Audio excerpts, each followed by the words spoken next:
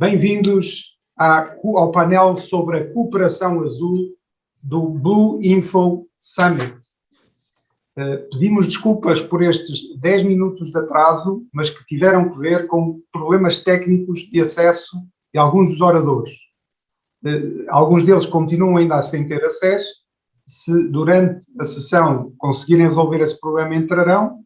Entretanto, gostaria de começar por agradecer os que estão, ao Sr. Presidente José Maria Costa, ao Mané Ferrari, que aqui representa o Mundo Mar, e por isso me dirigi assim a ele, mas se estivesse aqui representando a Secretaria de Estado do Turismo de Santa Catarina, referir-me-ia como Sr. Secretário de Estado de Santa Catarina na área do turismo. E temos também aqui Sampaio Filho, ilustre engenheiro, ilustre homem da inovação, diretor da Federação das Indústrias do Estado do Ceará e alguém que tem feito muito pelo mar e pelo oceano no Brasil e no mundo. Teremos também algumas entradas de algumas mensagens.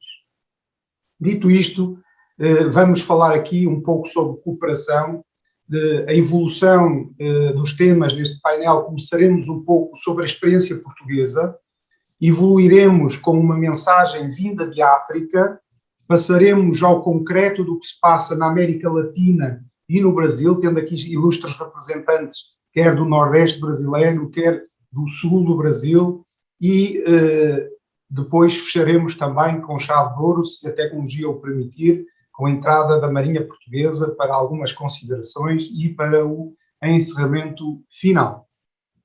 Antes de passar a palavra ao Sr. Presidente José Maria Costa, eu gostaria de apresentar aqui alguns números que vão introduzir a pergunta que vou fazer ao Sr. Presidente. Estes números vêm do relatório que também estamos a lançar, chamado BURGI. BURGI é a terminologia inglesa para flâmula, aquelas bandeiras que normalmente os clubes navais têm ou que as embarcações têm, bastante coloridas. Escolhemos o nome BURGI porque, de facto, este relatório pretende assinalar, ser uma bandeira que assinala as tendências, para que ninguém se esqueça que quando decide, quando toma medidas, há, assim como nos oceanos, correntes e tendências que têm que ser tidas em conta. Caso contrário, poderemos não ser bem sucedidos. Também tem por objetivo ser uma bandeirinha de pertença, ou seja, o oceano é nosso, temos que o preservar, temos que cuidar dele. E por último, são normalmente bandeiras bastante coloridas, o que nos faz lembrar a diversidade dos ecossistemas naturais, mas também a diversidade de como as pessoas se interrelacionam com a água. Dito isto, vamos apresentar alguns números sobre Portugal. Vou partilhar o ecrã.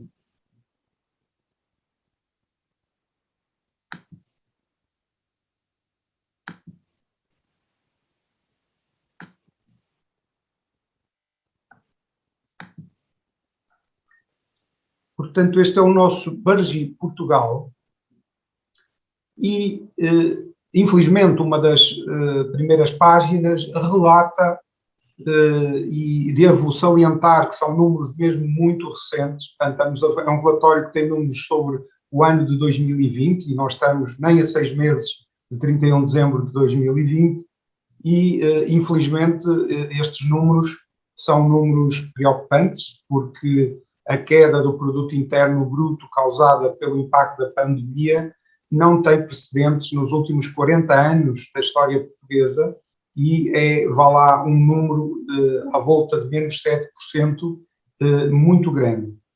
Mas isto é o número da economia como um todo. Certamente a economia do mar, a economia azul, que também engloba o turismo, e o turismo passa algumas dificuldades e temos todos que ajudar a que o turismo recupere, porque o turismo é muito importante, ajudou-nos na última crise e é um fundamento muito importante, mas certamente Mané Ferrari vai falar muito sobre isso. Mas eu queria dizer que, apesar da crise, curiosamente há setores que tiveram crescimento e um deles é a construção naval. A construção naval cresceu em pandemia e a reparação naval também cresceu em pandemia. Por isso, é para mim, e vou agora parar de partilhar o ecrã, um grande privilégio de vir alguém que em Portugal fez muito pela construção naval. Foi para a rua lutar pela manutenção de estaleiros navais, e se esse ato não tivesse acontecido, nós hoje não estaríamos claramente a analisar este crescimento da construção naval em Portugal, em contraciclo com o que aconteceu na pandemia, mas também em contraciclo com o que aconteceu na construção naval mundial. A construção naval mundial desceu ligeiramente, também há nichos em que não, em que cresceu, e outros oradores falarão sobre isso, mas no global decresceu, mas em Portugal cresceu. Sr. Presidente, é um privilégio ouvi-lo sobre estas matérias. Por favor, nesta experiência de mais de 10 anos à frente dos destinos ou relacionado com a Câmara Municipal de Viana do Castelo e como alguém que trabalhou no setor da construção naval, partilhe connosco o que é que foram estes últimos tempos e como é que vê estes números de hoje. Muito obrigado, Dr. Miguel Marques, e muito obrigado também por esta participação. Cumprimentar também todos os colegas de painel, portanto, umas saudações muito fortes de Viana do Castelo. De facto, nós passamos um período indescritível, tanto do ponto de vista daquilo que é a atividade económica, em que sentimos uma paragem, aliás os números do PIB são demonstradores, uma paragem muito acentuada, portanto, de todo o processo produtivo. Nós notamos aqui no Conselho de Viana do Castelo, de facto, que houve aqui alguns setores que tiveram alguma agilidade do ponto de vista da sua reorganização, os setores industriais de uma forma global, porque os setores da restauração, da hotelaria, do comércio, acabaram por ter que estacionar, portanto, confinar definitivamente. Um dos setores que felizmente continuou a trabalhar e tinha uma carteira de encomendas era de facto o setor da construção naval. Nós temos aqui em Viana duas áreas fortes, portanto um grande estaleiro que é o STC, portanto que é o resultado do antigo estaleiro naval de Viana do Castelo, e temos também um outro estaleiro mais pequeno, portanto de embarcações mais dedicadas à segurança marítima e também à vigilância, que é o Naval Leves, que mantiveram, portanto, a sua atividade. O facto é que, portanto, havia um conjunto de encomendas de navios de cruzeiro, portanto, cruzeiros pequenos que estavam em construção, portanto, da empresa do Mário Ferreira, portanto, do Azul, da série World Explorer, portanto, que continuaram a elaborar, e também as embarcações para, neste caso, uma grande encomenda para Marrocos, portanto, para a vigilância marítima, também pela Navaletes.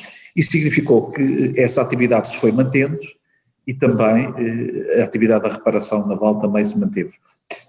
Quando na altura se pôs a hipótese, eventualmente, do encerramento e de um fecho desta atividade, que é, no fundo, um verdadeiro centro de competências, o facto em si não tinha só a ver com os estaleiros navais em si mesmo, tem a ver com o mundo que está a montante dos estaleiros navais. Porque há muitas empresas que estão articuladas e que são fornecedoras, quer fornecedoras de serviços, quer fornecedoras de equipamentos, quer fornecedoras também, por exemplo, daquilo que são as montagens, as decorações, enfim, há um mundo de atividades, desde a produção dos cabos, portanto cada navio leva quilómetros de cabos elétricos, enfim, sistemas de informação, sistemas de telecomunicações. Portanto, eu diria que era de facto aqui um prejuízo enorme se não conseguíssemos estabilizar, portanto, este mercado e, acima de tudo, este saber fazer que é tão importante. Por isso, Miguel, naturalmente que os números são interessantes. Há um dado também que eu gostaria de juntar, é que para além, digamos, do crescimento que foi verificado, digamos, da atividade económica, do volume de negócios, houve também um crescimento no emprego. Quero dizer que, por exemplo, a OSTC, portanto, neste período empregou quase 200 pessoas a mais do que aquilo que tinha em período de pandemia, ou seja, esteve em contraciclo, o que não deixa de ser um dado muito curioso e que significa que uma atividade tradicional em Viana do Castelo resistiu bem, digamos, a esta pandemia, consolidou-se e até aumentou, portanto, a sua capacidade, portanto, não só de volume de negócios, mas também a sua capacidade empregadora. Sr. Presidente, e também como observador atento do que se passa em Viana do Castelo, a construção naval está não só ao serviço da construção de embarcações clássicas, mas também na questão das energias renováveis, das embarcações movidas a energias alternativas. Podia elaborar um pouco mais o que é que Viana do Castelo tem feito nesta matéria? Sim, portanto, Viana do Castelo tem vindo a especializar-se um pouco, tanto nas energias renováveis oceânicas. Portanto, neste momento, portanto, há aqui a instalação já em funcionamento desde dezembro do ano passado, portanto, da Windfloat, portanto, um projeto que tem neste momento 3 plataformas flutuantes de produção de energia eólica, com cerca de 25 megawatts, portanto, estão a cerca de 17 quilómetros aqui da costa de Viana do Castelo. Temos também já uma outra empresa de origem sueca, a Core Power, que está também, portanto, já montou o seu pavilhão, vai pôr em breve na aguçadora um protótipo que é a produção de energia das ondas e que, se tudo correr bem, portanto, passará, digamos, à fase de produção, ficando aqui a produção também a ser efetuada em Viana do Castelo. Ainda hoje mesmo recebi aqui também um investidor português, a Solaris, que é também uma outra área que está neste momento em desenvolvimento, já tem um projeto também no norte da Europa em funcionamento, querem colocar um outro aqui no estuário do Rio Lima, que é a produção de energia através de painéis fotovoltaicos flutuantes. Portanto, são 3 ilhas de cerca de 30 metros, são 3 circunferências, 30 metros de diâmetro de produção de energia, portanto fotovoltaica, procurando utilizar áreas estuarinas ou zonas também de barragens para a produção de energia. É também mais um dos setores, portanto, que está aqui em desenvolvimento. Há também, associado a isto, como este mercado, digamos, das energias offshore e aquilo que é a previsão também da instalação das energias eólicas em todo o mundo, prevê-se um crescimento muito acentuado. A própria União Europeia tem também projetos de crescimento muito fortes. O que hoje está a acontecer é que os custos de manutenção e os custos de monitorização e de tratamento destas infraestruturas são também, começam a ter um peso importante. Daí que hajam também projetos de investigação que estão neste momento em desenvolvimento, através de um programa que é o Horizonte 2020, é um programa europeu, em que uma universidade portuguesa, um centro de investigação português, o INESC-TEC, portanto, está a liderar, ganhou esse projeto em consórcio com outros laboratórios europeus, que se chama o projeto Atlantic Project. Esse projeto, no fundo, o que é que está a fazer? Está a fazer o teste com robôs submarinos que farão, digamos, a monitorização e até o tratamento das infraestruturas offshore. Isto permite termos uma manutenção, digamos, mesmo em condições de mar com alguma dificuldade, mas acima de tudo também embaratecer e ter também um tratamento mais presente, digamos, dessas infraestruturas. O que se está a trabalhar neste momento, em articulação, quer com a administração portuária, quer também com a própria Comissão de Coordenação da Região Norte, visto que este projeto também é financiado em parte pelos fundos comunitários nacionais, é de montarmos em Viana do Castelo, e que o Dr. Miguel Marques também nos tem ajudado, portanto, na nossa agenda do mar, é de montarmos em Viana um centro de testes de energias renováveis, procurando tirar partido daquilo que são as facilities que temos aqui na nossa área estuarina, envolvendo mais universidades e centros de investigação, criando um laboratório operacional e de apoio, digamos, a estes projetos de inovação, para que possamos ter aqui um centro de testes europeu e até internacional, para que se possam fazer, digamos, o desenvolvimento e até o teste in situ de outros projetos ligados, portanto, às energias. A Comissão de Coordenação está muito atenta a estes desenvolvimentos e estou certo também que no âmbito daquilo que são os grandes objetivos que o Plano de Recuperação e Resiliência que o nosso país tem neste momento, também com uma temática muito forte ligada ao mar, possamos ter aqui também, como se diz, uma janela de oportunidade para podermos também afirmar aqui na área da inovação. Isto é muito interessante porque este centro de testes vai nos permitir, através desta articulação de várias entidades universitárias, fazer aquilo que é tão importante nas agendas mobilizadoras que se pretendem para o futuro próximo, que é juntar a investigação com as empresas. E esse trabalho está a ser feito, já fizemos, portanto, um primeiro seminário, um primeiro workshop em que pusemos em contacto não só estes tecnólogos internacionais, a EDP Renováveis, a Ocean Winds, a Core Power, com as empresas locais ligadas à construção naval e ligadas à metalomecânica e às empresas também de infraestruturas elétricas. Esta é uma oportunidade também de podermos criar aqui alguns consórcios e algumas áreas de transferência de informação e de tecnologia para que as nossas empresas portuguesas possam acrescentar mais valor e possam também fazer parte de processos de desenvolvimento. Eu penso que, enfim, temos uma grande expectativa que este processo colaborativo possa evoluir e naturalmente que pensamos que a preparação de um bom projeto, e que é isso que estamos neste momento a tentar montar, um projeto que seja sólido, que seja consistente, que tenha parceiros credíveis, para darmos mais um passo em frente, não só na boa utilização daquilo que são as tecnologias existentes a favor das energias renováveis e a favor da sustentabilidade, mas darmos também um contributo muito forte, também numa outra área que também está a ser estudada, que é a produção também do hidrogénio, do chamado hidrogénio verde. Neste caso será o hidrogénio azul, visto que será produzido através também das energias. Este é um setor importante porque também há uma iniciativa do nosso país, integrada no conceito também europeu, da descarbonização das áreas portuárias, em que podemos também avançar aqui, aproveitando a energia renovável que é produzida em offshore para a produção de hidrogénio nos momentos em que ela não é necessária, portanto, de ser introduzida na rede e que pode estar a produzir essa mesma energia. Eu penso que temos aqui, digamos, bons ventos para um futuro próximo e assim os deuses nos ajudem, que precisamos também digamos, em todas estas áreas de ter uma conjugação astral favorável para que possamos todos encarreirar em projetos de desenvolvimento do futuro. Eu penso que os temas de energia, os temas da mobilidade e os temas também, digamos, da melhor utilização dos oceanos de uma forma mais sustentável é fundamental. E penso que Viana do Castelo, neste momento, está a fazer o seu percurso, portanto, para se também posicionar, digamos, como um player, enfim, a querer contribuir para um todo nacional. Muito obrigado, Sr. Presidente. Pegando na sua expressão natural, mas muito apropriada ao momento, esperemos que os deuses nos ajudem. Eu, pegando nessa expressão, pedia a palavra aqui, daria a palavra aqui ao Mané Ferrari, porque a ilha de Santa Catarina é conhecida no Brasil por a Ilha Mágica.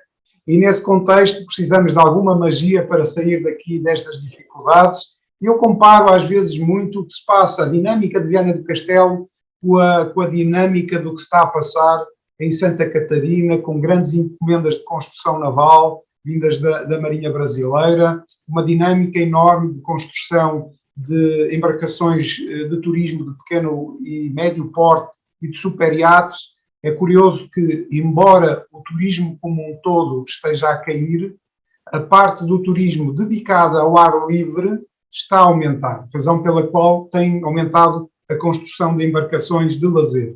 Mané, podia explicar um bocadinho toda essa dinâmica que está a acontecer na Ilha Mágica de Santa Catarina? Bom, primeiramente é um prazer estar aqui com vocês e agradecendo o convite aí do meu amigo Miguel. Eu vou contar um pouquinho da história, né, que se confunde, da nossa história aí, que acaba se confundindo um pouco com a evolução do setor náutico no Brasil, no que se refere ao fomento da economia do mar. Eu sou empresário do setor e há 14 anos nós iniciamos o primeiro programa de TV voltado exclusivamente ao setor náutico e que hoje também está aí nas redes sociais, no YouTube, né? Sempre mostrando as várias possibilidades de se estar ao mar. Criamos um programa para que as pessoas pudessem ter o entendimento de que, de fato, esse setor, sem achismos e opiniões contrárias que atrasavam o crescimento de qualquer setor, ali começava a mostrar o que o setor de fato é, nas suas várias formas. Também como membro fundador e presidente da CATMAR, a Associação Náutica Brasileira, nossa gestão acabou posicionando a associação como uma das maiores e mais atuantes do país. Hoje a CATMAR é reconhecida internacionalmente pelos seus feitos em prol do fortalecimento da economia do mar. Durante essa jornada, a gente realizou aí benchmark com empresários do setor brasileiro, muito na Itália e nos Estados Unidos nesse primeiro momento, né, com o intuito de fortalecer essa economia, além de encontros B2B e a realização de acordos internacionais. E inovamos com a FIMAR, a Feira Internacional da Economia do Mar Brasil-Itália, realizada por vários anos aqui em Santa Catarina, onde foi criada a Ponte de La Náutica Brasil-Itália, trazendo a possibilidade aí de fomentar o fortalecimento do setor através de parcerias entre os dois países. Vimos também a obrigatoriedade de participar de eventos internacionais, que sempre acabam agregando aí as parcerias e o conhecimento, né, de novas possibilidades. À frente da entidade, a gente viu a condição de mostrar que o nosso setor não pode mais ser visto como um setor que polui, por exemplo, né? Foi aí que criamos aí o projeto Limpeza dos Mares, que já retirou mais de 100 toneladas de lixo do fundo do mar, praias e encostas aqui de Santa Catarina. Um projeto que mergulha fundo para retirar o lixo que ninguém vê. Criamos também o projeto Marina Legal. Uma dificuldade muito grande aqui no Brasil é de legalização de estruturas náuticas, né? De marinas e assim por diante. E aí a gente criou esse projeto que desburocratizou e criou um modelo de carteira de legalização de marinas no país, legalizando estruturas, por exemplo, que se encontravam há mais de 20 anos sem estar legalizadas. Outro modelo que criamos aqui para fortalecer o setor foram os festivais náuticos, onde gratuitamente levamos um verdadeiro circo náutico aos municípios para fomentar atividades em rios, lagos, lagoas e represas, com brincadeiras com boias, stand-up e até passeio de barco. Tudo gratuito à população que nunca teve acesso ao mar, né? Tendo a possibilidade de conhecer um pouco mais das várias opções de estar ao mar.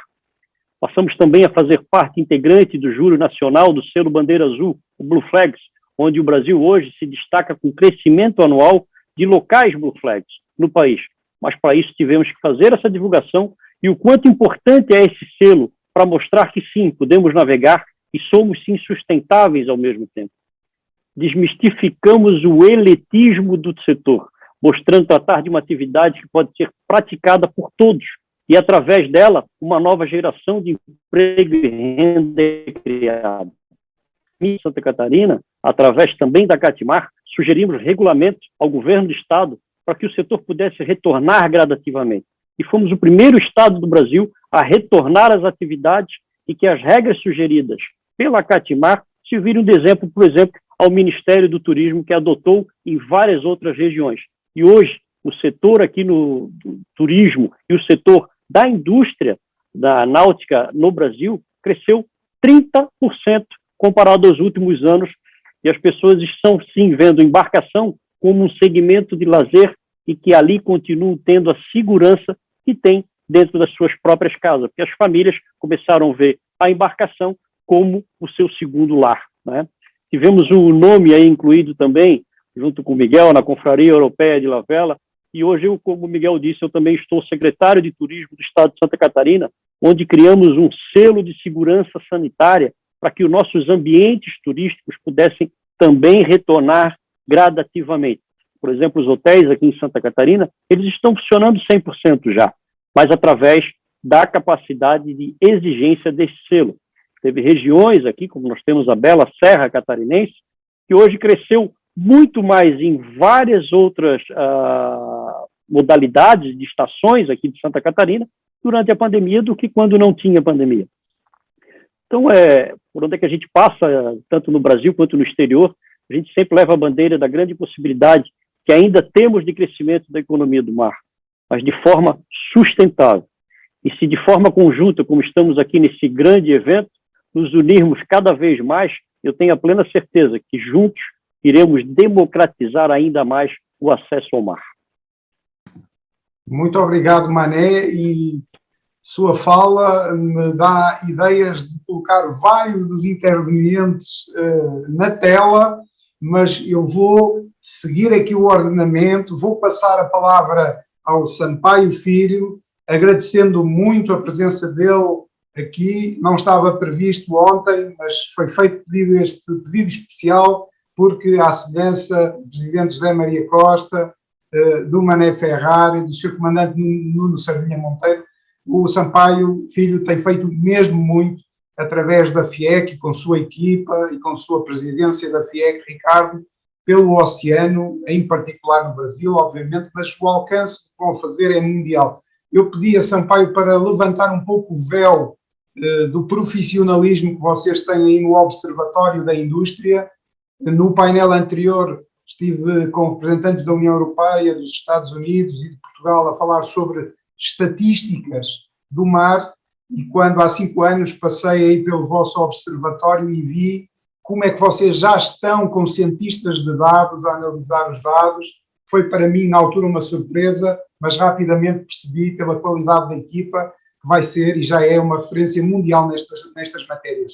Podia explicar um pouco o que é o Observatório da Indústria e em que medida já usa estas tecnologias de análise dos grandes dados para tomar-se melhores decisões?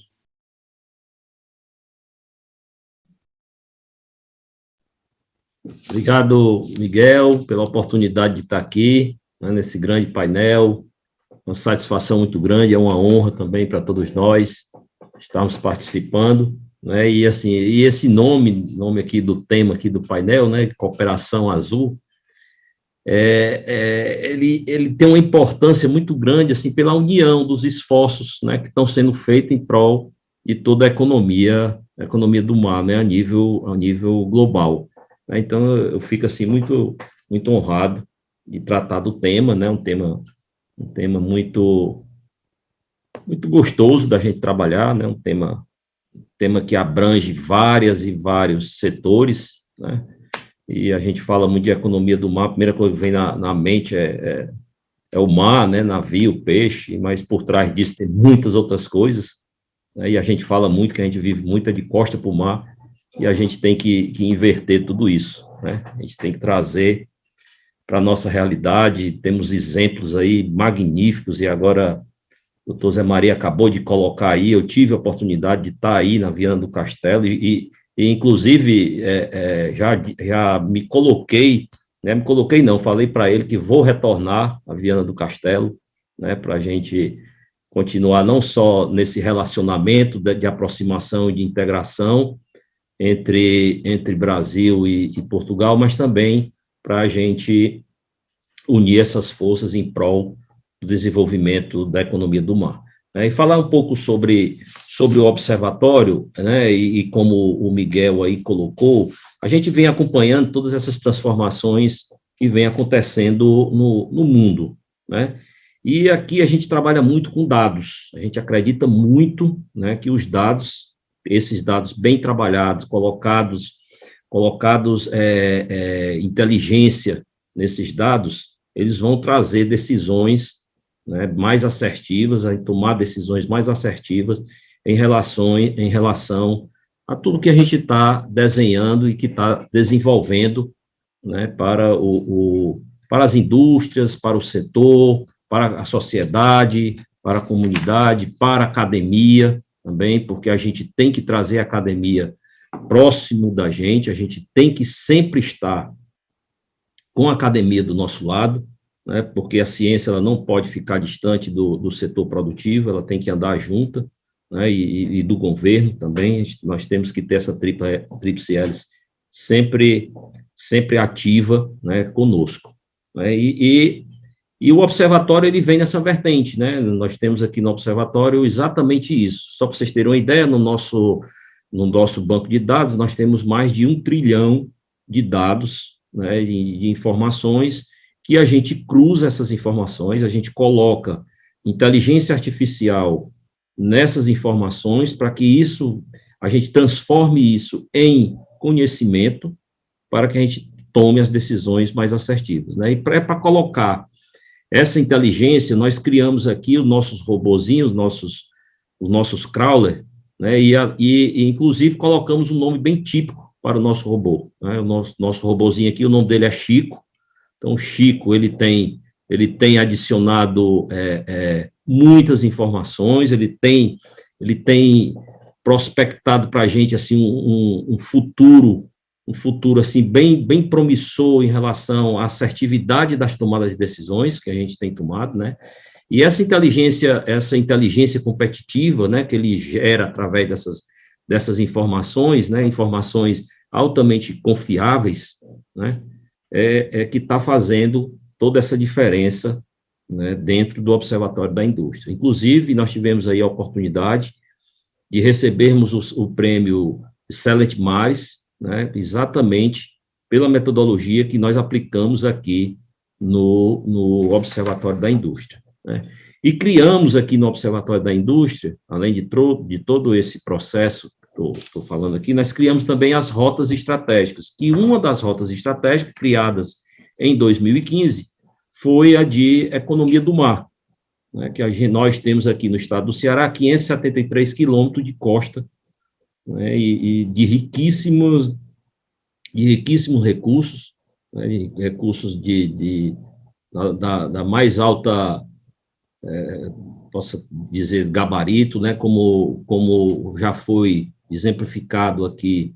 Nós temos aí a energia eólica, né, que a gente tem trabalhado bastante aqui, e o Ceará hoje é referência do Brasil e está se tornando também uma referência a nível mundial, tanto na energia solar como na energia eólica, e agora nós estamos trabalhando, né, com mais afinco, e isso capitaneado aqui pela Federação das Indústrias e pela Universidade Federal do Ceará e o governo do estado, o hidrogênio verde. Então, nós vamos começar a trabalhar plantas de hidrogênio verde, exatamente pelo potencial de energias renováveis que nós temos aqui no estado do Ceará, né? Então, voltando aí para a nossa economia do mar, a gente tem alguns exemplos aqui de como a gente trabalha essas informações, e aqui eu vou citar um exemplo bem prático do que aconteceu isso, né? A gente vem acompanhando toda a evolução, nós somos um dos maiores exportadores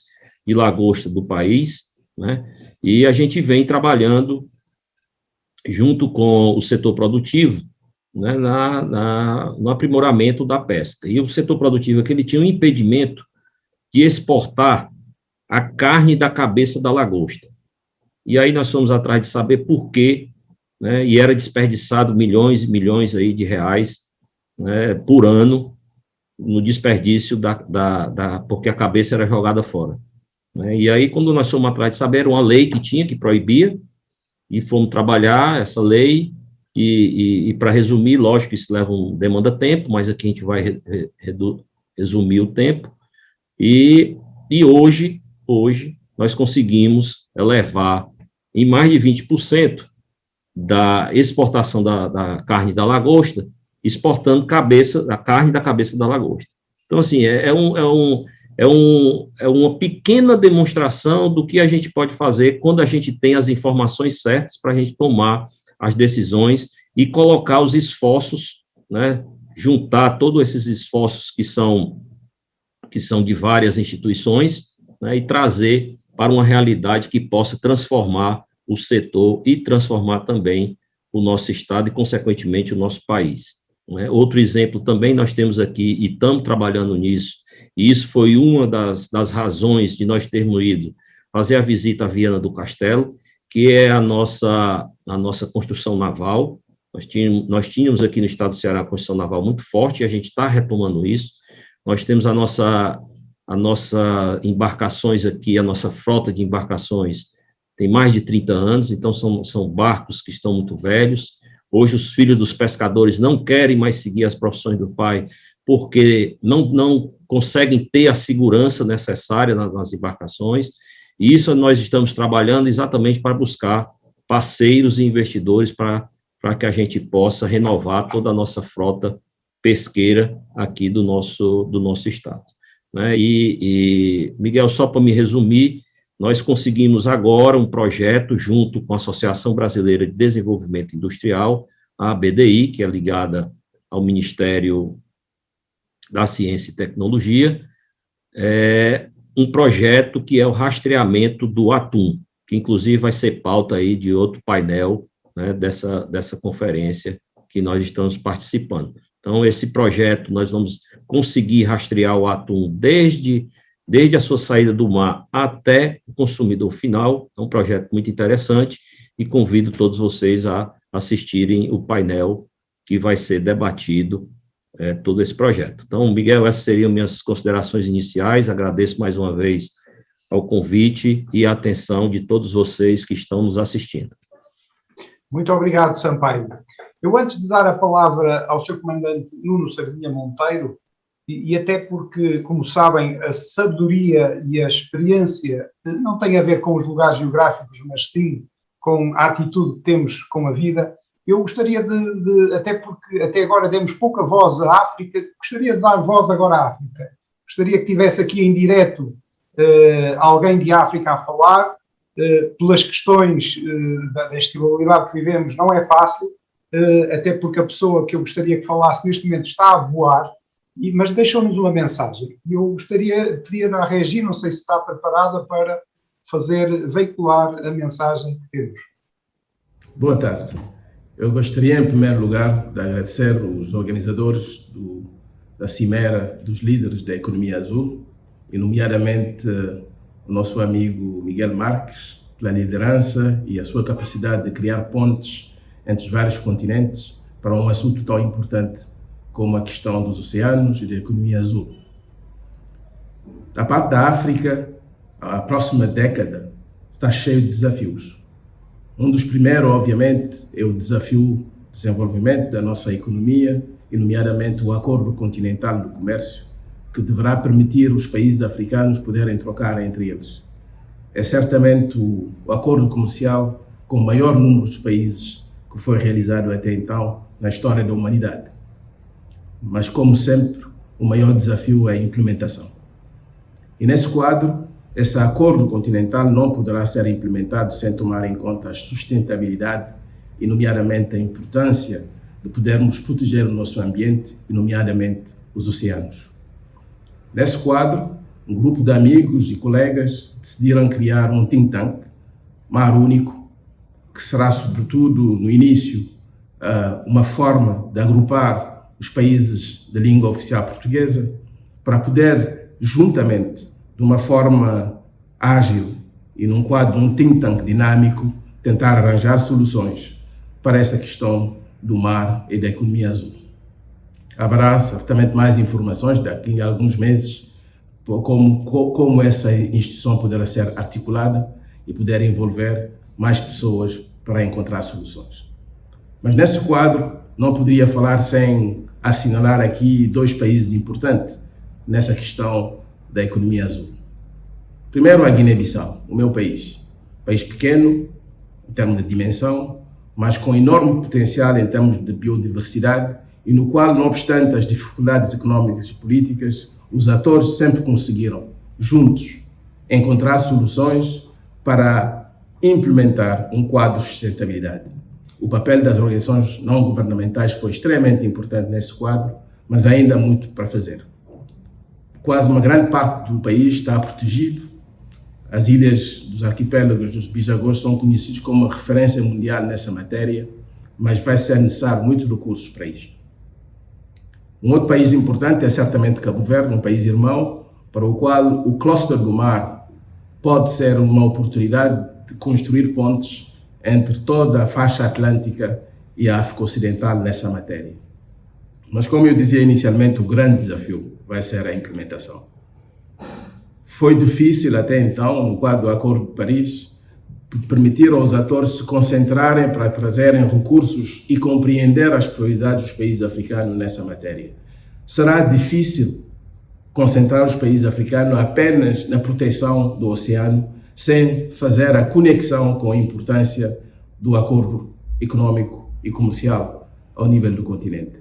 Não se pode fazer as duas de uma forma diferente. Tem que se arranjar um nexus que possa permitir aos atores compreenderem que uma industrialização, uma comercialização da nossa economia deve ser feita de uma forma sustentável.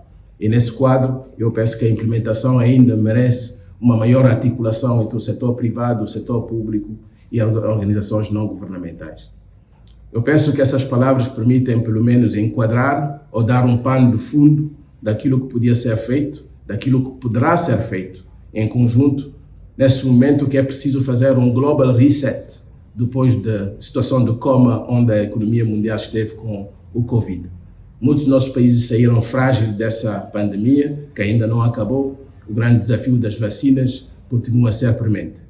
Mas acreditamos fortemente que se, de facto, a maior parte dos países com um sentido e com um momentum importante, possam colocar essa questão da economia azul dentro desse quadro geral. Eu penso que haverá soluções e soluções que deverão ser implementadas, porque, no final da cabo, o mais importante é a implementação. Muito obrigado. Pois Paulo Gomes traz aqui uma voz africana forte.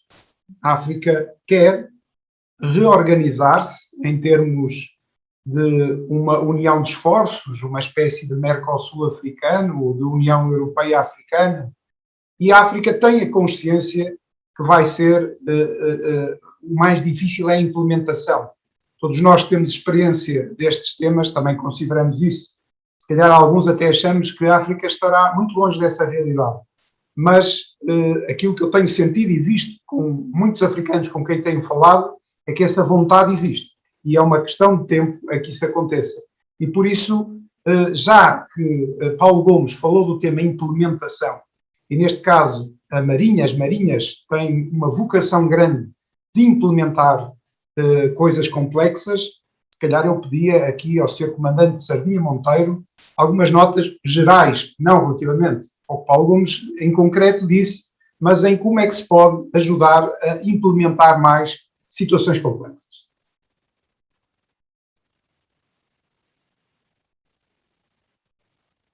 Sr. Comandante, tem o microfone desligado.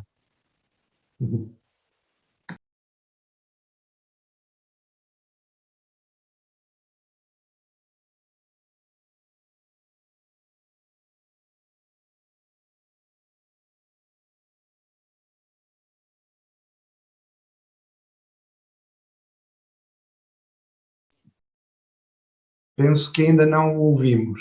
Pedia só à Regi se conseguem solucionar esta questão.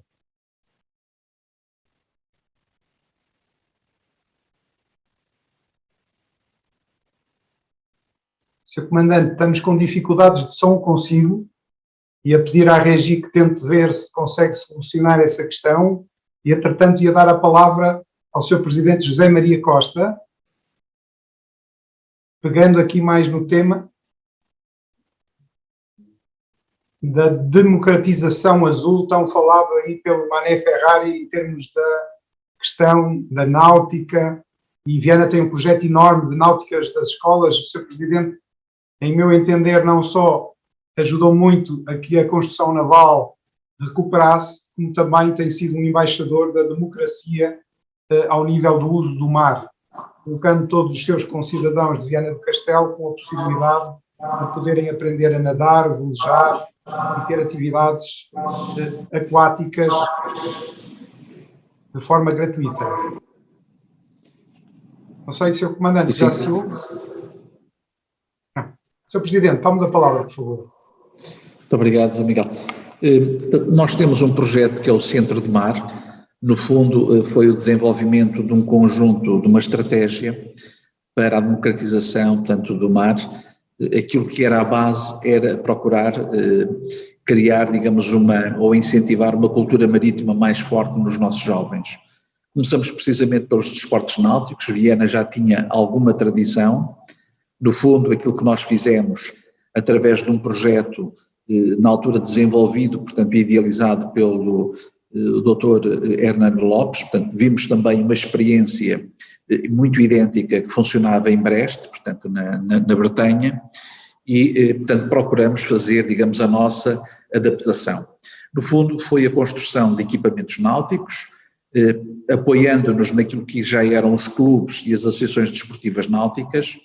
Introduzimos aqui uma nova componente que na Bretanha não tinham, que era uma articulação entre os agrupamentos escolares. Os agrupamentos escolares são as organizações das escolas que têm uma direção, portanto, e que também faziam parte deste projeto conjuntamente com a Câmara Municipal. E desenvolvemos um programa, portanto, que passa pelo ensino da natação, portanto, no 3º e 4º ano da escolaridade. Depois do 6º ao 9º, todos os nossos alunos têm aulas de vela, de surf, de canoagem e também de vela, surf, canoagem e estava a faltar agora vela, surf, canoagem. Remo, Sr. Presidente. Remo, exatamente. As 4 modalidades. Portanto, de início o processo foi mais lento, depois acabamos por ter os próprios pais dos alunos, dos outros agrupamentos que não tinham este acesso, a pedirem para também terem esta divulgação. Ora bom, aquilo que se criou, portanto, o projeto tem 6 anos, o 7º ano tivemos praticamente parados, foi o ano da pandemia. Felizmente, ainda a semana passada, na nossa reunião do final do ano com os diretores de agrupamentos, tivemos a boa notícia de que, prevendo-se, digamos, uma maior normalidade, digamos, da pandémica no nosso país, os professores querem retomar esta atividade, o que é muito importante para nós. Portanto, vamos retomar já a partir de setembro, no início do ano escolar, vamos retomar a aprendizagem da natação. Este ano vamos evoluir até ao 5º ano, porque houve alunos que no 4º ano não tiveram acesso pela pandemia, vamos apanhá-los para eles não ficarem sem saber nadar, portanto, e vamos retomar também este aspecto. Isto tem sido muito interessante, porque o que é que nós verificamos foi uma maior interação dos nossos jovens, das crianças e dos jovens com o meio marítimo. Os nossos clubes náuticos aumentaram o número de praticantes. Posso-vos dizer que hoje nós temos, a maior parte dos campeões nacionais são de Viana do Castelo, já temos campeões europeus, mas não foi para isso que fizemos este projeto. O projeto foi para a prática da atividade desportiva.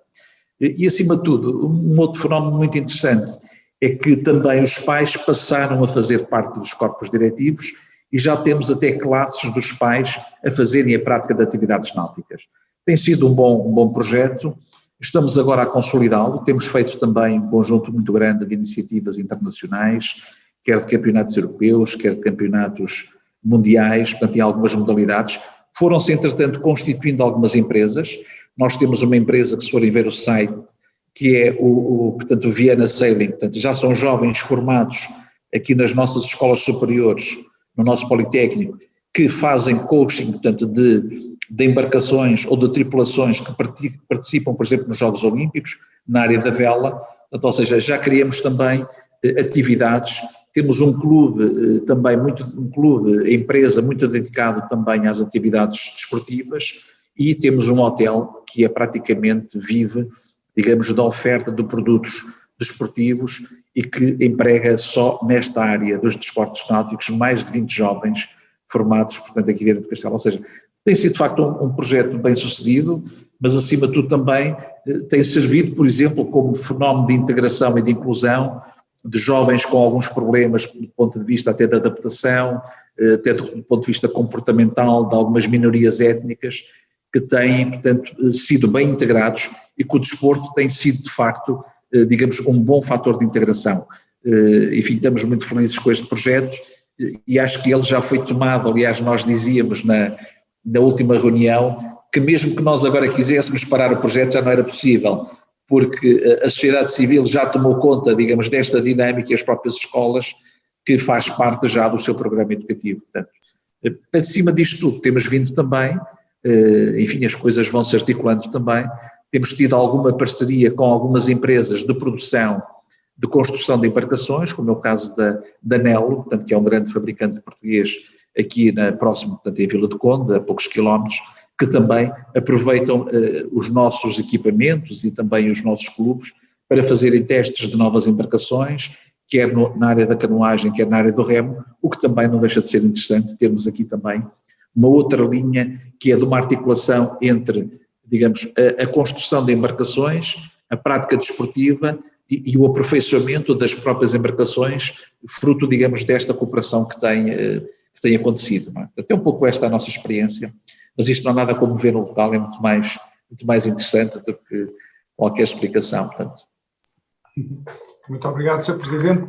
O Mané tem muita experiência em criar pontes entre a Europa e o Brasil.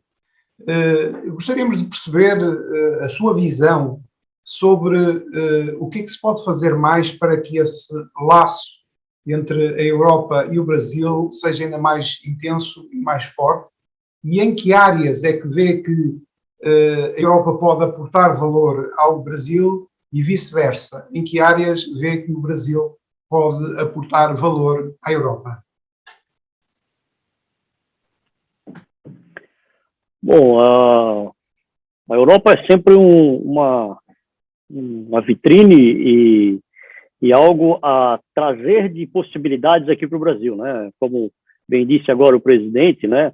A cultura náutica aí é muito mais forte do que aqui. Muitos nossos lugares aí continuam de costas para o mar, né? Como a gente costuma dizer.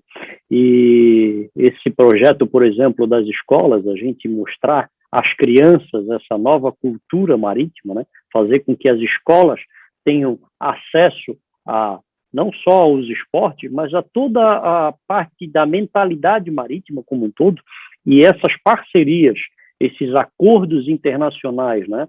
Por isso que eu sou muito fã do benchmarking, né? Para que a gente vá de fato nos locais onde já estão consagrados, para que a gente possa trazer, né? Nada se copia, né? Tudo se copia e se cria diferente, né? A gente erra menos tendo a possibilidade de conhecer algo que já foi feito em outros países. Por exemplo, a Itália, nós tivemos aí já várias parcerias e vários acordos com instituições da Itália, com associações náuticas também da Itália, onde a gente acaba trazendo esse conhecimento para dentro de casa e fazendo com que isso seja explorado de uma maneira diferenciada. Então, vejo que temos aqui muitas outras possibilidades de acordo, sim, muitas outras. A gente precisa começar a ver o setor náutico, a economia do mar, de fato, de forma globalizada, né? Nós temos aqui no Brasil como um todo, né? O Sampaio não me deixa mentir, né, Sampaio? Nós temos um litoral totalmente ainda a ser explorado, e um litoral aí totalmente navegável, onde a gente pode sim criar muitas outras opções, não só para o esporte e lazer, mas como, por exemplo, aí a vinda e começar a receber um mercado que cresce no mundo todo, que é o mercado dos superiates, mas que ainda aqui no Brasil é muito pouco explorado, né? Ele passa ao nosso largo aqui e vai, por exemplo, para o Uruguai, né, para a Punta del Este, e a gente acaba não recebendo esse mercado por falta de infraestrutura necessária para receber esse novo mercado, né, como no mundo, é o velho mercado que está aí dando lucro e gerando emprego e renda. Então, com toda certeza, esses acordos internacionais e mais conhecimento que a gente tem dessas regiões, Portugal, Espanha, eu digo sempre o privilégio, né, quando a gente viaja para conhecer esses destinos, a gente tem o privilégio, como eu tive, de conhecer a região da Galícia, né, onde ali conheci cada cantinho e cada possibilidade que pode ser feita, inclusive em áreas ambientais. Como se constrói uma estrutura de apoio náutico próximo a áreas ambientais. Então, é conhecimento, é parceria e é acordos que a gente tem que, sim, cada vez fazer mais para fomentar a economia do mar no mundo inteiro. Muito obrigado, Mané. Vou só aqui fazer uma pergunta técnica ao Sr. Comandante Nuno Sardinha Monteiro, se já consegue falar. Vamos dar mais uns minutinhos. Sampaio, falamos em benchmark. Se há pessoa neste mundo que já rodou muito país a encontrar melhores experiências em várias indústrias, é o Sampaio. Consegue compartilhar connosco um pouco do que viu aí no mundo? Sei que esteve por Israel, esteve pelo Japão, esteve por muitos sítios. Podia dar uma outra boa experiência nestas áreas mais ligadas à indústria e ao mar? Sim, Miguel. O interessante, Miguel, quando a gente viaja assim e conhece vários outros países, outras culturas, e quando a gente começa a falar sobre a economia do mar, ela se torna uma linguagem assim quase que transversal, né? E eu tenho percebido muito isso nesses locais que eu viajei, né? Eu tive uma experiência aí muito bacana lá no Japão, né? E assim, começa pela dificuldade da língua, né? E ao mesmo tempo, quando a gente entra na economia do mar, ela se torna bem mais flexível do entendimento, né, como um todo, né? E visitamos lá o mercado lá do Japão, naquela parte lá dos atuns, vimos aquela coisa extraordinária, que são aqueles leilões internacionais, aquela coisa, né, grandiosíssima. E aí a gente vai se aprofundando também e vendo como eles conseguem, né, capturar, como é que é feita toda aquela pesca, né? E aí, quando a gente volta para o nosso país de origem, logicamente, a gente tenta enquadrar, tenta colocar na prática algo que a gente possa prospectar e trazer, né, de resultado, né, para as nossas indústrias e o nosso Estado, né, em termos de desenvolvimento. E aí veio, né, toda essa leva nossa aqui do atum, do nosso atum aqui da costa aqui do Nordeste, né, e fizemos esse trabalho aí brilhante junto com o governo do Estado, junto com a equipe aqui do Observatório, que é toda essa rastreabilidade do atum. Então, a gente busca, assim, dentro dessa visão globalizada, Miguel, trazer para uma visão simples, prática e que dê resultado, sabe? Eu acho assim, essas distâncias, né, que é quando a gente fala globalmente, né, tivemos a oportunidade também de estar na Austrália, enfim, assim, pontos muito extremos, mas que a gente consegue, numa facilidade muito grande, uma aproximação e uma realização desses resultados, exatamente por essa troca dessas experiências, né, como o Mané colocou aqui, como o Zé Maria também já colocou, né, essa troca de experiências, isso é um fortalecimento muito grande, isso antecipa para a gente, assim, encurta um prazo muito longo, né, quando a gente troca essas ideias e pega essas ideias boas, né, coloca em prática dentro da nossa realidade. Então, assim, é muito gratificante, assim, é extraordinário, nós estamos aí com vários exemplos aí, e já trabalhando isso, que é na parte da construção naval, como eu coloquei aqui, aquela visita que nós fizemos aí ao maior estaleiro aí da Europa, lá em Viana do Castelo, né? Então, assim, a gente tem que colocar, nós temos, né, nós aqui, principalmente nós que estamos aqui nesse painel, nós temos quase que uma obrigação de colocar o que nós vemos de bom que tem no mundo, colocar em prática nas nossas terras, no nosso território, né, em benefício da comunidade, em benefício das pessoas que têm que ter um olhar diferenciado e não têm essa oportunidade de visualizar isso fora do seu território. Muito obrigado, Sampaio. Ainda consigo, e dentro do modo de cooperação, para se cooperar é muito importante entender, respeitar e ter em linha de conta os aspectos da cultura, das culturas marítimas. E sei que aí no Ceará a cultura do jangadeiro, a cultura do dragão do mar é muito forte. Podia explicar-nos em que consiste? Miguel, interessante, né? Assim, a gente olha para uma jangada, principalmente quem vem aqui na beira-mar, Fortaleza, olha para uma jangada daquela, acha uma coisa linda, maravilhosa, né? Fantástico o desenho, né? Foi inspiração de várias músicas. Tem o Dragão do Mar, que é o nosso grande guerreiro do mar. Mas se você tem a oportunidade de entrar numa jangada daquela e ir e enfrentar o mar dentro de uma jangada daquela, você vai ver o que é realmente uma cultura de um pescador aqui do Nordeste, né? Não só do Nordeste, mas também como do mundo todo. Desbravar o mar em cima de uma jangada daquela, com uma vela, né? Dependendo do vento, dependendo de que se a vela quebrar, ele vai ficar à deriva, né? Então, você vê assim uma cultura muito forte. Isso é uma cultura. Isso não é, a gente não aprende em bancos de universidade, em colégio, não. É uma cultura nossa que nós temos aqui no Ceará, né? E que a gente tem aí, né? Nós temos essa responsabilidade de continuar com essa cultura, de preservar essa cultura, né? E por isso que aí a gente busca também, né, as escolas para que a gente passe o entendimento desta cultura para todo o povo aqui do Ceará e do povo também do Nordeste. Então, é assim, uma coisa que a gente tem que sentir na pele, a gente tem que fazer, nem que seja os passeios de barco, que a gente tem aqui também, né? A jangadinha faz ali um passeiozinho, mas para você sentir essa dificuldade e a gente começar a dar mais valor ao pescador, né? E dar mais valor aos recursos que nós temos no mar. Muito obrigado, Sampaio. Eu penso que o senhor comandante já tem som, certo? Penso que sim, ainda há bocado também pensava que sim, mas afinal não tinha. Comandante, eu agora vou brincar um pouco consigo.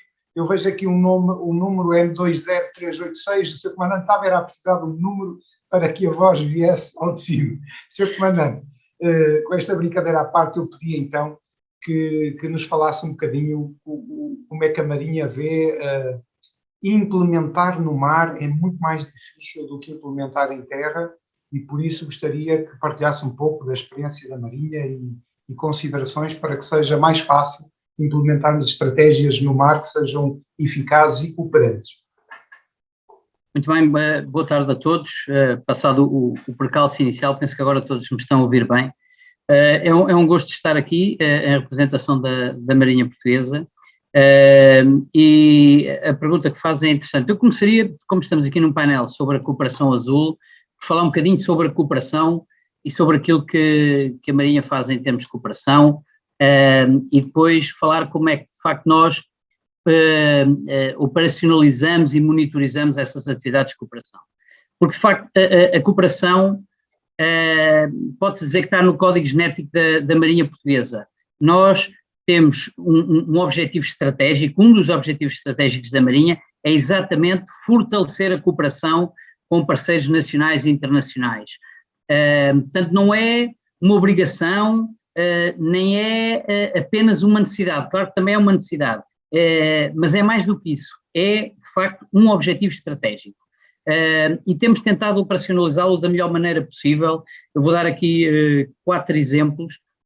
Eu diria que a maior parte daquilo que é a cooperação promovida pela Marinha, nomeadamente no mar, nos espaços marítimos, tem a ver com a disponibilização das nossas plataformas, dos nossos navios, para atuações cooperativas.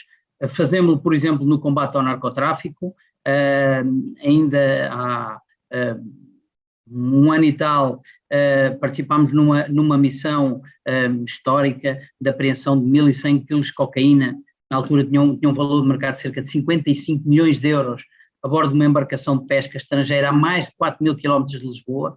Foi uma ação de cooperação com a Polícia Judiciária, com a Força Aérea Portuguesa, que mereceu rasgados elogios do Ministério da Defesa, da Ministra da Justiça.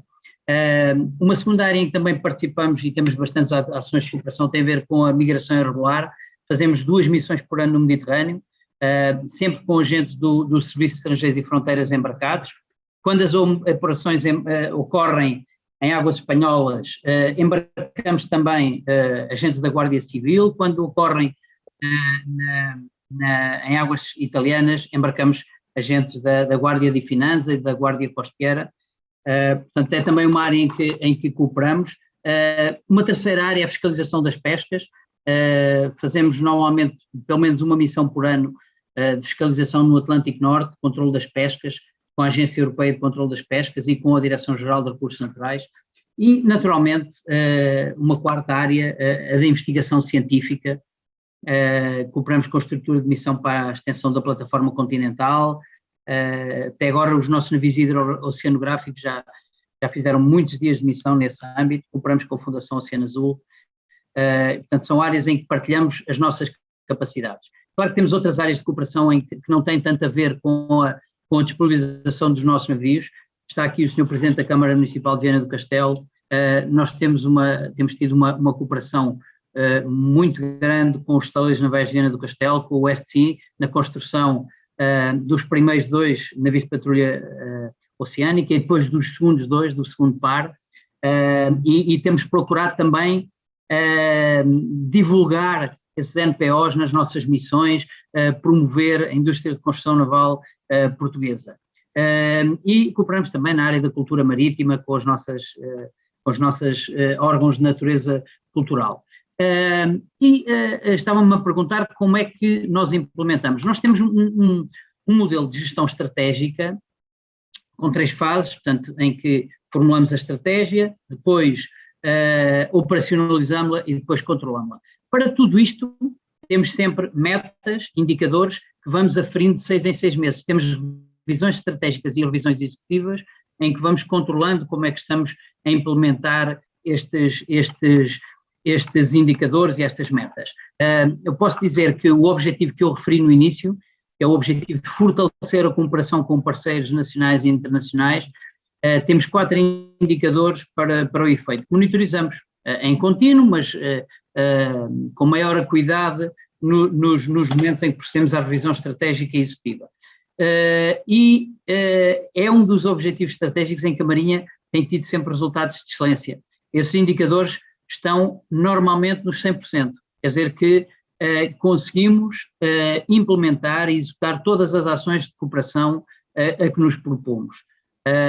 Só houve um pequeno abaixamento do ano passado, por causa da pandemia, porque de facto a cooperação da Marinha foi necessária noutra área, que foi exatamente o combate à pandemia, e também a própria pandemia acabou por provocar aqui alguns atrasos na reparação de navios, na manutenção, que dificultou a consecução de algumas missões.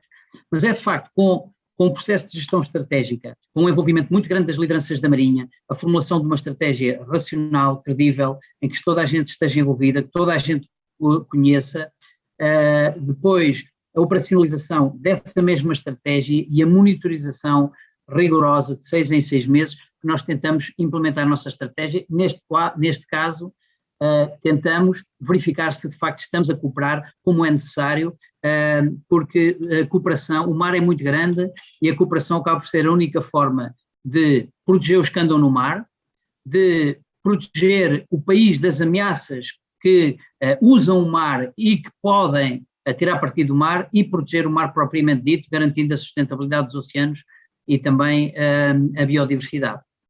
E por agora era este o contributo que tinha para dar. Muito obrigado, Sr. Comandante, mas eu ainda gostaria de lhe fazer uma outra pergunta, porque Sampaio Filho estava falando aqui da importância da cultura marítima e, no caso, a Marinha tem também um trabalho enorme nessa área, e também sei que a Marinha tem excelentes relações com a Marinha neste caso portuguesa, com a Marinha do Brasil. Até se comenta algo sobre perceber melhor a Antártica em conjunto, vá lá. Poderia elaborar um bocadinho sobre estes 2 pontos, cultura marítima e cooperação com outras marinhas?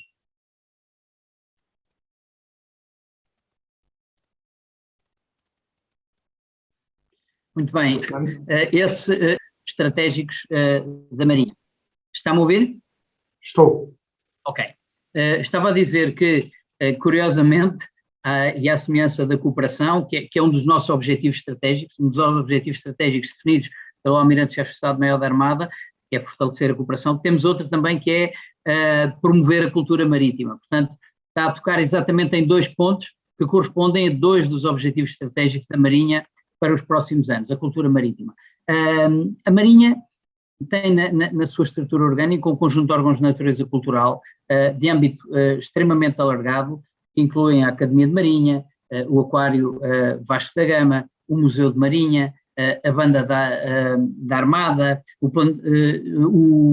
Planetário Carlos de Gulbenkian, portanto um conjunto de órgãos de natureza cultural que desenvolvem um trabalho permanente e contínuo de promoção da cultura marítima. Porque de facto nós somos um país com uma cultura marítima muito forte, ligada à nossa geografia e à nossa história, mas é preciso promover esses valores, nomeadamente junto das gerações mais jovens. Todo esse trabalho é feito em cooperação com um conjunto muito alargado de entidades. Eu diria que a vertente da cultura marítima, os órgãos de natureza cultural da Marinha Portuguesa, à semelhança provavelmente do Instituto Hidrográfico na vertente científica e da Escola Naval na vertente do ensino universitário, são dos órgãos da Marinha Portuguesa que têm desenvolvem maior cooperação e que têm mais laços com entidades públicas e privadas deste país. Temos naturalmente laços com os órgãos brasileiros, porque temos também um passado comum, mas temos também com museus, com escolas, com várias entidades culturais nacionais. É, portanto, uma área também, à semelhança da cooperação, a área da cultura marítima, que é prioritária naquilo que é a estratégia de futuro da Marinha Portuguesa. E curiosamente, conforme estava a falar o Sr. Presidente José Maria Costa, e o crescimento da construção naval significou que temos agora navios de bandeira portuguesa a navegar na Antártida, que era essa nota que eu estava a dar, e gostaria que também elaborasse um bocadinho sobre a cooperação entre marinhas. A cooperação que temos em relação à Antártida, nós portanto, temos essa cooperação com a Marinha do Brasil.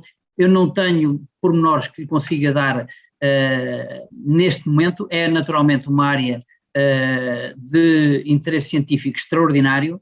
Sabemos que o Brasil desenvolve lá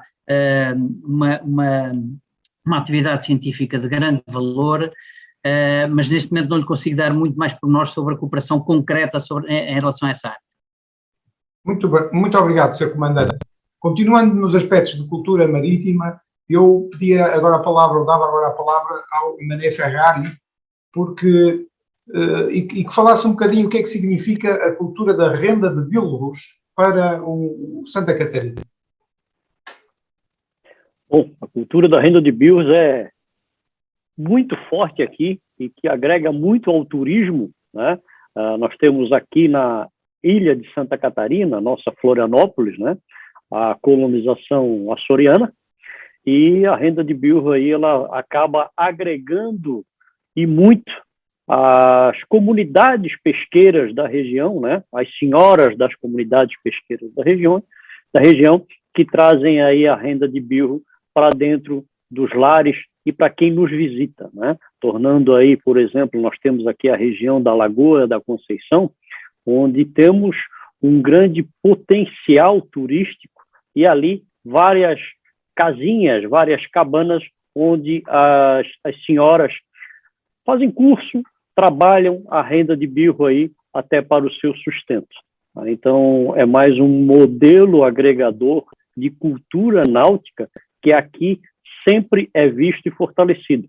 Como o Sampaio falou, né, das jangadas lá, nós temos aqui as nossas baleeiras, né, as canoas de um pau só, onde a gente também tem aqui o pescador, essa cultura açoriana, onde a comunidade pesqueira está cada vez se fortalecendo mais, também voltando ao turismo de experiência, onde as pessoas conseguem, dentro dessas comunidades, saber como se faz uma pesca, por exemplo, que agora está acontecendo aqui, que é a pesca da tainha, né? Aí na Europa vocês não são muito fãs da tainha, né? Mas aqui no Brasil e aqui principalmente no sul, a tainha é um peixe muito quisto, e tem a safra da tainha que está acontecendo agora, que também é uma cultura marítima aí muito forte aqui na nossa região. Muito obrigado, Mané. E concluindo esta parte... Miguel, posso... Sim, Sr. Fernando. Eu queria só dar aqui um contributo em relação à pergunta que me fez. Portanto, não tem a ver com o Brasil, mas tem a ver com a Espanha, porque ainda há, julgo que foi em 2018, um oficial da Marinha Portuguesa participou numa missão científica à Antártida a bordo de um navio espanhol, os Pérides, uma vez que os espanhóis têm, julgo que são 2 estações científicas na Antártida.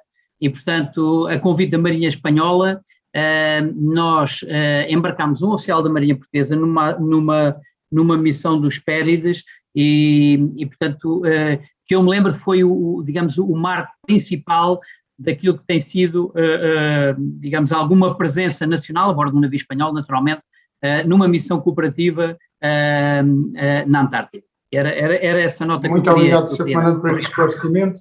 E antes de pedir ao Sr. Vice-Almirante Novo Palma para se conseguir encerrar este painel, eu iria fazer uma pergunta sobre cultura marítima ao Sr. Presidente José Maria Costa, e já que comecei com construção naval, volto à mesma, mas agora mais corporizada no navio Gilianes, que Viana ajudou a defender de ser desmantelado. Podia explicar um pouco a história do navio Gilianes?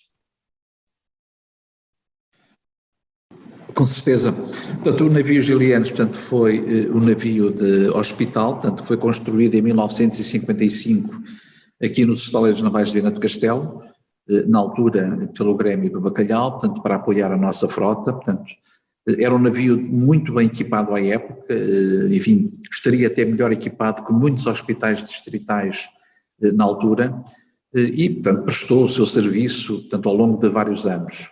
Quando estava para ir à sucata, há cerca de 23 anos, houve um movimento nacional e também local para se resgatar, portanto, e transformá-lo no fundo naquilo que é hoje, que é no fundo um centro de cultura marítima e divulgação também do nosso conhecimento, não só na construção naval, mas também na epopeia da pesca do bacalhau.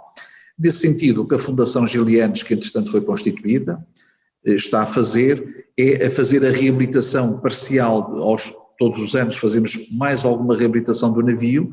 É uma fundação que vive dos rendimentos que são unicamente os pagamentos das entradas, portanto, a bordo do navio para ser visitado, e pontualmente alguns apoios que a Câmara Municipal ou entidades públicas dão. Nós neste período de pandemia tivemos que dar um apoio para garantir que o navio não encerrasse definitivamente, porque não havia receitas, tivemos parados praticamente um ano, mas o trabalho que se tem vindo a fazer tem sido não só de visitas das escolas, portanto temos um programa muito forte de visitas dos agrupamentos escolares do país, temos os visitantes normais, quero vos dizer que, para além dos portugueses, temos os estrangeiros, são os espanhóis, depois são os franceses, depois vêm os alemães, os brasileiros, temos muitos brasileiros que também visitam. E temos um programa também recente, de cerca de 3, 4 anos, de produção editorial. O que é que temos vindo a fazer? Falando com pessoas que estiveram ligadas, portanto, à vida marítima, antigos comandantes, pessoas que de facto têm muito conhecimento, temos vindo a publicar edições, tanto temáticas, sobre vários aspectos da pesca do bacalhau, dos navios, portanto, ao longo dos tempos. E esse trabalho, portanto, de recolha, estamos a preparar uma nova edição de 3 volumes com toda a história dos 3 navios que se chamaram Gilianes e com todas as viagens. Tivemos acesso também, portanto, aos arquivos nacionais, portanto, que nos facilitaram também esse espólio documental. Portanto, no fundo, vamos fazendo as edições para que fique registado aquilo que foi um trabalho importante.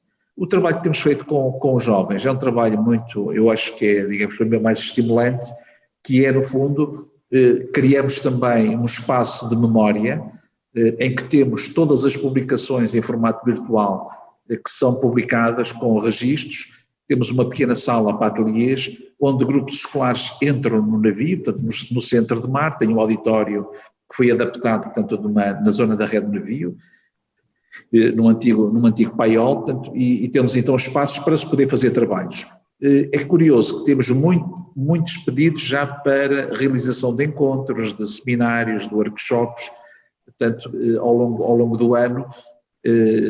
Enfim, o ano passado foi um ano anormal, mas, por exemplo, nós em Viana do Castelo temos muitos eventos, muitos congressos e seminários médicos, e quase todos eles querem fazer uma pequena palestra, um pequeno encontro a bordo do navio, que é importante para nós. Primeiro, é uma fonte de receita que temos, mas acima de tudo também o facto de poderem também visitar, portanto, o próprio navio. Tivemos ainda recentemente a visita também do Sr. Ministro do Mar, tanto que fizemos lá a apresentação aos nossos parceiros também da Agenda do Mar. Tivemos também a visita no início deste ano também do Sr. Almirante, Chefe de Estado-Maior das Forças Armadas, Sr. Almirante Silva Ribeiro, também lá esteve. Enfim, temos tido personagens ilustres que têm visitado o navio e que é de facto um estandarte, e que posso-vos dizer que já passou 1 milhão de visitantes. Nós temos uma média de entre 90 mil a 100 mil visitantes ano, o que para uma cidade média como é Viana do Castelo é de facto um número muito interessante em termos de visitas, e estou certo, enfim, pelos registros que ficam, que as pessoas saem, digamos, muito, enfim, enternecidas com o que vem e com a forma como o próprio navio tem sido recuperado, que tem sido de facto.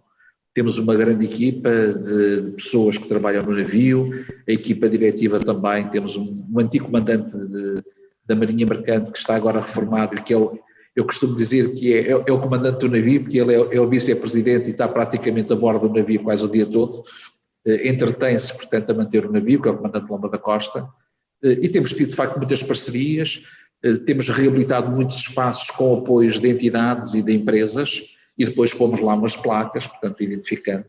Mas é um trabalho importante. Eu penso que este é um tema que temos sempre, que faz parte, por exemplo, ainda agora, a semana passada tivemos a visita de todos os representantes das áreas das energias das REPEs. As REPEs são as representações permanentes em Bruxelas, que vieram, portanto, a Portugal e que fizeram uma visita aqui ao norte. Eu e o Miguel Marques tivemos a oportunidade de lhes apresentar um pouco da agenda do Mar de Viana. Houve uma apresentação também do projeto Windfloat e na visita social incluímos o navio Gilianos, faz sempre parte, digamos, do nosso menu, digamos, cultural.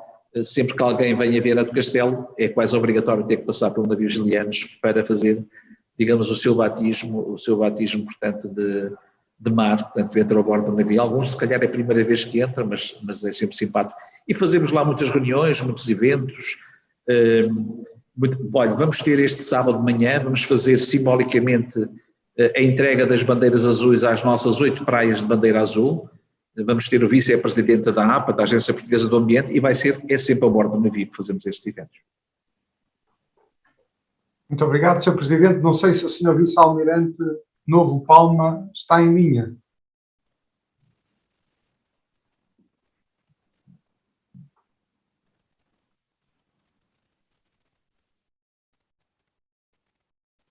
Não sei se o Sr. Vice-Almirante... Sim, está. Muito boa tarde a todos, penso que me estão a ouvir bem. Muito boa tarde, Sr. Vice-Almirante. Sei que está aqui a representar o Sr. Chefe de Estado-Maior da Armada e também a si próprio e, portanto, tenha a palavra para encerrar este painel sobre cooperação azul.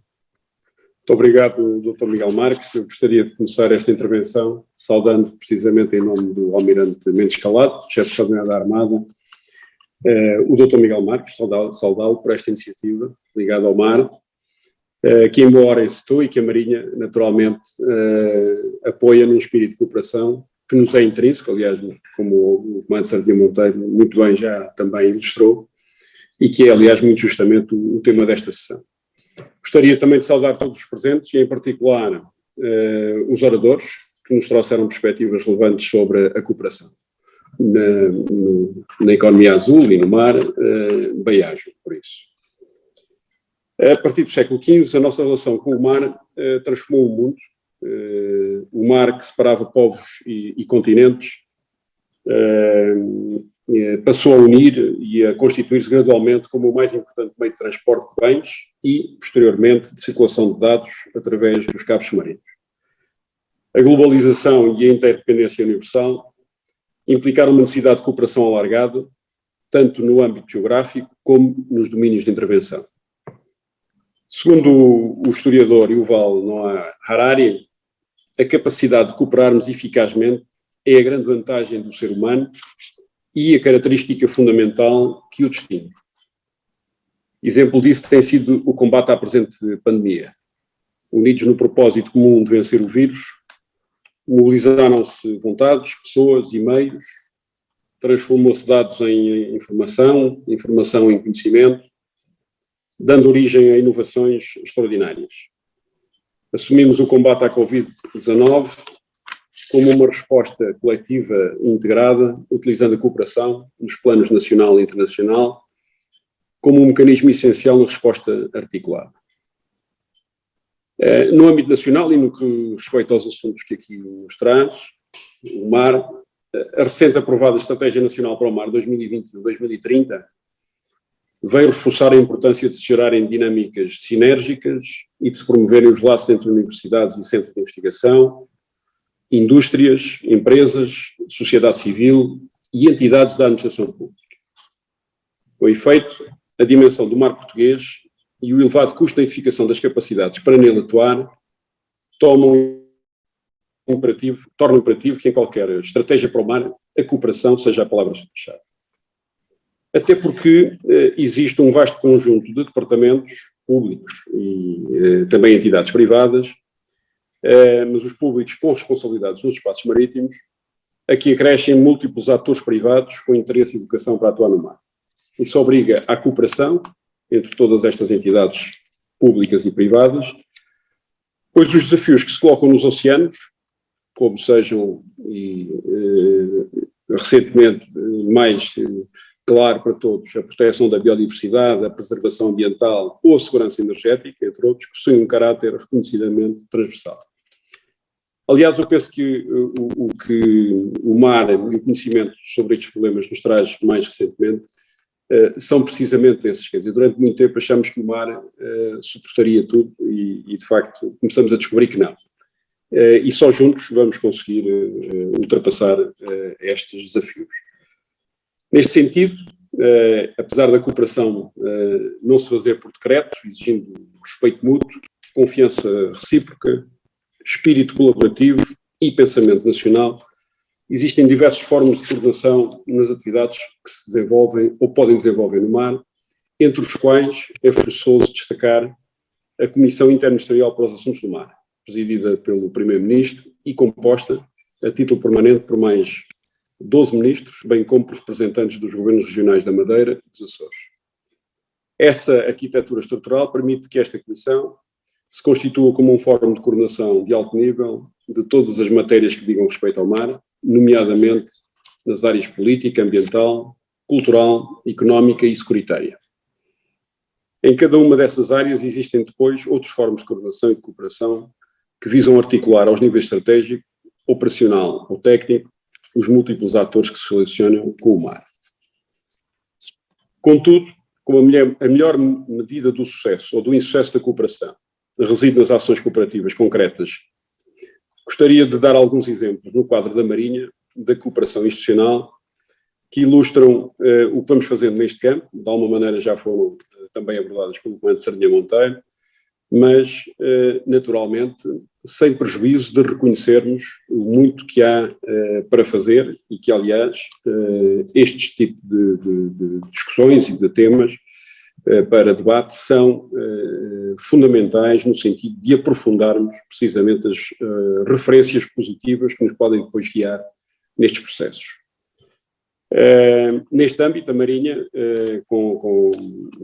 com ações concretas partilhadas, centradas na partilha da informação, na disponibilização da capacidade de atuar e de concretização depois dessa ação partilhada no mar, gostaria de referir a Força Aérea Portuguesa na salvaguarda da vida humana no mar e depois um conjunto de atividades, não vou, digamos, estar a detalhar em concreto todas as áreas, mas a Polícia Judiciária, a Guarda Nacional Republicana, o IPMA, o Instituto Português do Mar e da Atmosfera, a Autoridade Nacional de Emergência e Proteção Civil, a Autoridade de Segurança e Atividades Económicas, a Direção-Geral de Recursos Naturais, Segurança e Serviços Marítimos, a própria estrutura de missão para a extensão da plataforma continental, ou mesmo outras entidades não públicas, como a Fundação Oceano Azul. Gostava também de dar um exemplo que nos traz há muitos anos em partilha com a Universidade do Porto, pois no âmbito da investigação, do desenvolvimento, da experimentação e da inovação na área de veículos não tripulados, coorganizamos com a Universidade do Porto desde 2010 e desde há cerca de 5 anos com o Centro de Desenvolvimento e Experimentação Marítima da NATO, um exercício internacional em Portugal, que agora se denomina Robotic Experimentation and Prototyping Maritime Unmanned Systems e que contará este ano com a presença de 17 marinhas aliadas e parceiras, além de diversos outros participantes do mundo académico, científico e empresarial, e da indústria também. Este sucesso, naturalmente, é ancorado em práticas de cooperação que passam por uma boa identificação dos interesses de cada um, pela identificação e concretização do qual é de facto o propósito que nos une e que depois nos permite conjugar a unidade de esforço. A unidade de esforço, digamos, penso que será a palavra principal que todos devemos procurar, seja na partilha de informação, seja depois na própria atuação. Em todos estes casos que mencionei, existe naturalmente uma utilização racional de meios e capacidades da Marinha, que operam em todo o espaço marítimo nacional, desde a linha de costa até áreas remotas do oceano, à superfície ou até onde conseguimos chegar em profundidade. Também no âmbito do Instituto Hidrográfico, da Escola Naval e da Comissão Cultural de Marinha, que se juntam com outras instituições e organismos nacionais que contribuem para um melhor conhecimento e divulgação dos oceanos e do potencial estratégico que o mar representa para Portugal. Este conhecimento é essencial para apoiar as decisões em todos os patamares de atividade na sociedade e para promover a literacia dos oceanos, contribuindo decisivamente para sensibilizar as gerações, atuais e futuras, para a necessidade da sua exploração sustentável. Até também, já há bocadinho referi, também no âmbito do combate à pandemia, gostava de referir, por exemplo, a ação que a Marinha desenvolveu no imediato, proporcionando e partilhando o seu conhecimento através de ações de sensibilização e da demonstração de procedimentos de práticas de segurança a bordo que realizámos a mestres e contramestres de embarcações de pesca em apoio ao Ministério do Mar. Meus senhores e meus senhores, neste painel tivemos a oportunidade de ouvir sobre a cooperação no âmbito da economia azul. Permitam-me assim concluir que é unânime a necessidade de colocar o mar como prioridade de desenvolvimento estratégico e de prosseguir a cooperação estratégica, operacional e técnica entre os diversos atores, públicos e privados, que usam o mar. Neste contexto, para que Portugal se afirme internacionalmente como um líder na governação do oceano e como coprodutor de segurança marítima global, é fundamental garantir a unidade de esforço e a ação concertada e coordenada dos vários intervenientes nos diversos fóruns internacionais, bem como participar juntamente com outros Estados e atores não governamentais, públicos e privados, em atividades cooperativas que promovam e contribuam para a sustentabilidade dos oceanos, a biodiversidade marinha, o desenvolvimento da economia do mar e a segurança marítima.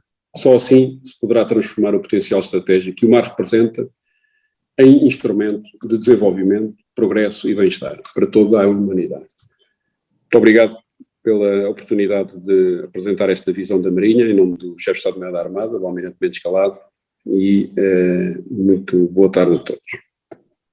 Muito obrigado, Sr. Vice-Almirante Novo Palma, pelas palavras de encerramento que nos trouxe e sua pessoa na Marinha e em todas as atividades, todas as entidades que forneceram dados para o nosso relatório Burgi, o nosso muito grande agradecimento.